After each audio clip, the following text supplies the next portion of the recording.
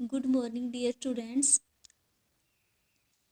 ये हमारा second chapter चल रहा है केमिस्ट्री का, is matter around us pure. ठीक है, उसका ये आज हमारा लास्ट टॉपिक है। कल हमने पढ़ा था जो प्योर सब्सटेंस होता है उसकी दो कैटेगरी होती है, एक एलिमेंट्स में डिवाइड कर सकते हैं और एक कंपाउंड्स में। एलिमेंट्स के बारे में हमने कल डिटेल से डिस्कस कर लिया था कि एलिमेंट्स होते हैं उनको हमने तीन टाइप में क्लासिफिकेशन किया था, मेटल, नॉन मेटल और मेटलॉइड। तीनों की हमने प्रॉपर्टी के बारे में डिस्कस कर लिया था। आज हम करेंगे कंपाउंड्स किसको बोलेंगे। ठीक है, क्या होता है कंपाउंड्स। और जैसे हमने मिक्सचर पढ़ा था उसमें कंपाउंड में और मिक्सचर में क्या डिफरेंस होता है। ठीक है, आज हम मेनली यही डिस्कस करेंगे। तो कंपाउंड्स क्या होते हैं। एक compound is a substance composed of two or more elements, जिसके अंदर क्या होता है दो से ज़्यादा जो एलिमेंट्स होते हैं उनको कंबाइन करके कंपाउंड की फॉर्मेशन होती है।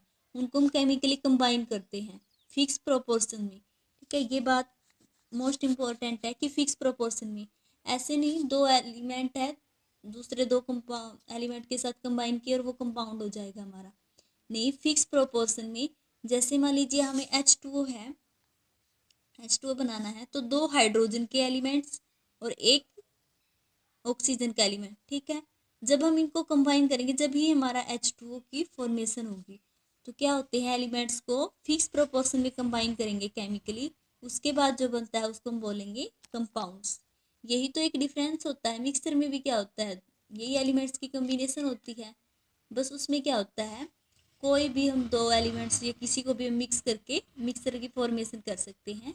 उनके अंदर कोई फिक्स कंपोजिशन उनका रिक्वायरमेंट नहीं होता कि कितना एलिमेंट कितनी रिक्वायरमेंट है।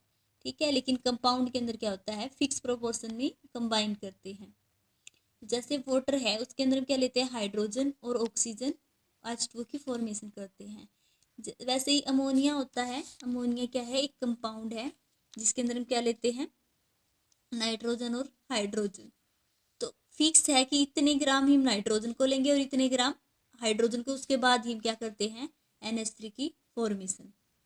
ठीक है, तो इसके अंदर क्या लेते हैं हम 14 ग्राम नाइट्रोजन और 3 ग्राम हाइड्रोजन। तो एक मोलिक्यूल तो लेते हैं नाइट्रोजन का और 3 मोलिक्यूल लेते हैं हाइड्रोजन के, तो उसी टाइम क्या किसकी फॉर्मेशन होगी अमोनिया की।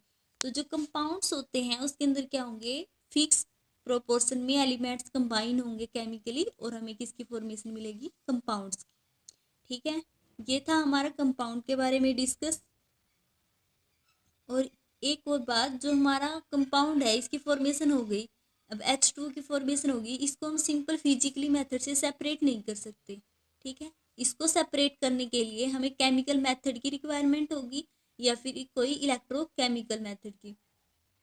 ठीक है, जैसे वाटर है, अगर इसको हमने सेपरेट करना है हाइड्रोजन और ऑक्सीजन के अंदर, तो हम सिंपली ऐसे नहीं कि इसको बॉईल करके या फिर मेल्ट करके किसी तरह से अलग कर सकते हैं फिजिकली मेथड से।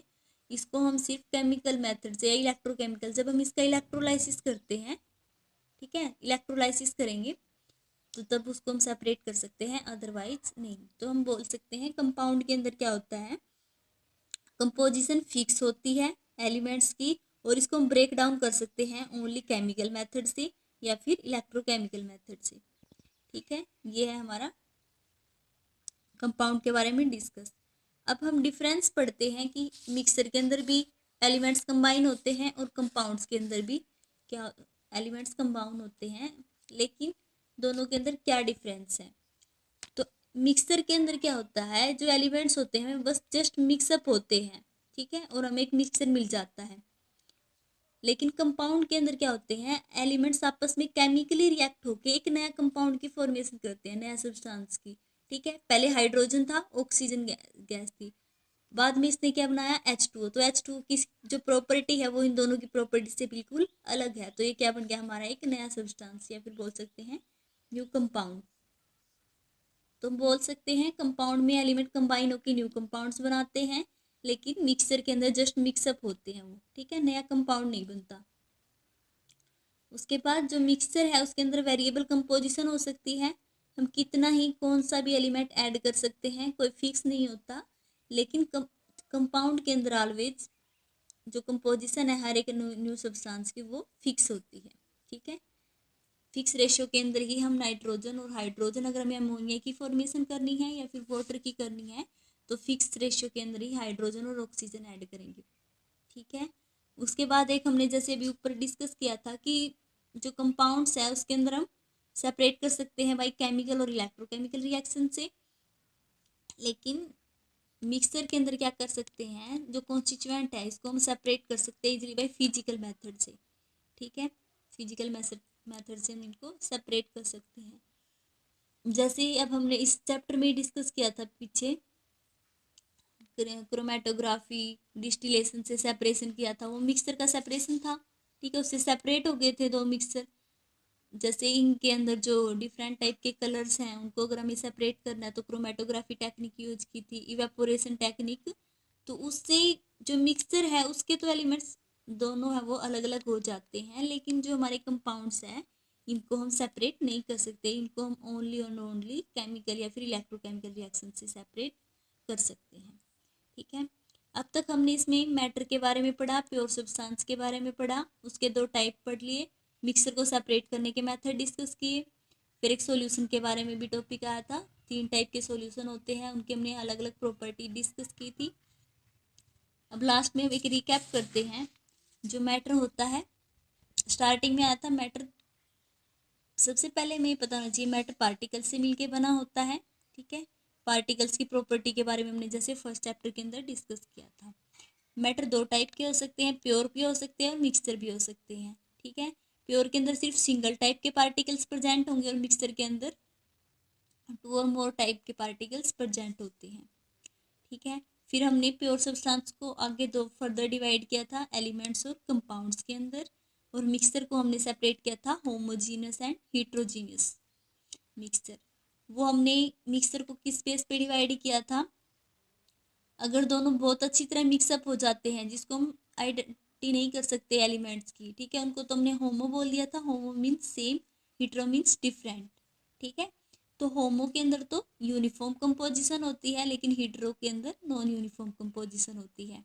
जैसे हमने क्या देखा, जब हम वाटर के अंदर शुगर को डिजोल्व करते हैं तो क्या होगा, शुगर के पार्टिकल्स को हम देख सकते हैं नहीं, क्योंकि उसके अंदर डिजोल्व हो जाते हैं, और हम उसके अंदर देखते हैं तो कहीं से भी देखें बिकर, उस बिकर के अंदर हमें सेम सॉल्यूशन की कंपोजिशन हमें सेम मिलेगी, जैसे ऊपर से है जितना शुगर उसके अंदर ऐड उतना ही नीचे, तो ये यूनिफॉर्म डिस्ट्रीब्यूट हो जाती है शुगर वाटर के अंदर। वैसे ही हम ये यूज कर सकते हैं कि साल्ट को वाटर के अंदर डिजोल्व करेंगे।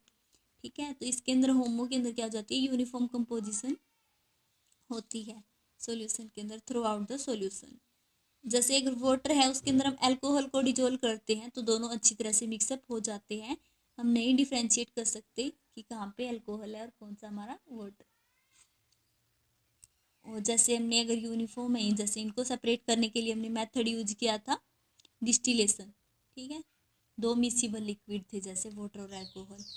इसके बाद हीटरो के अंदर क्या होता है, इसके अंदर नॉन यूनिफॉर्म कंपोजिशन होती है, मतलब सॉल्यूशन के अंदर कुछ जगह किसी की अमाउंट ज़्यादा होगी कुछ जगह कम होगी।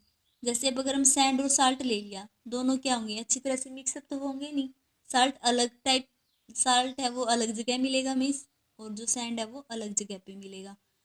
जब हम दोनों को मिक्स करते हैं कहीं पे साल्ट की कंसनट्रेशन ज़्यादा होगी, कहीं पे सैंड की ज़्यादा होगी, कहीं पे साल्ट की ज़्यादा होगी।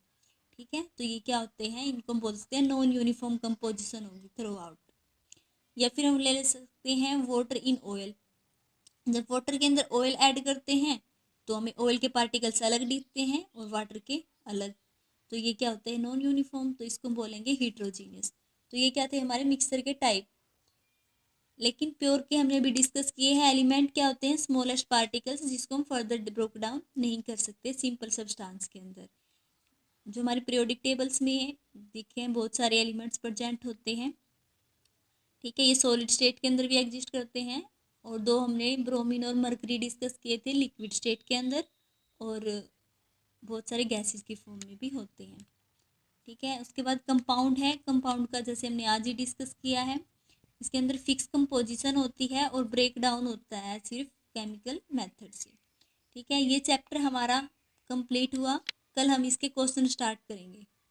ठीक है, thank you students, I hope कि तुम्हें समझ में आया होगा।